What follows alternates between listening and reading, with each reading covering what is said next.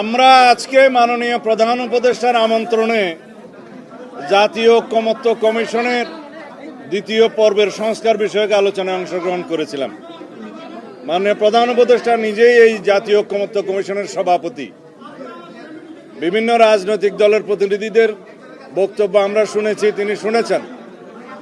আমরা আমাদের বক্তব্য উপস্থাপন করেছি। আমরা বলেছি সংস্কার কমিশন যথেষ্ট সময় ইতিমধ্যে অতিবাহিত করেছেন।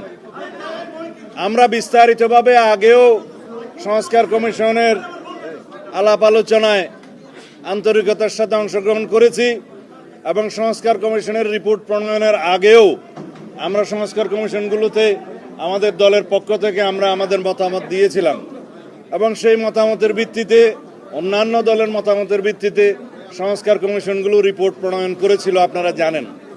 সেই রিপোর্ট আমরা আমাদের দলে আলোচনা করেছি এবং ইতিমধ্যে একটি সংক্ষিপ্ত স্প্রেডশিটের মাধ্যমে ওনারা 166টি দাবি প্রস্তাব আমাদের কাছে দিয়েছিলেন। তার উপরে আমরা কোনো মনোযোগ দেইনি, বিকজ এটা অনেকটা বিভ্রান্তিমূলক ছিল।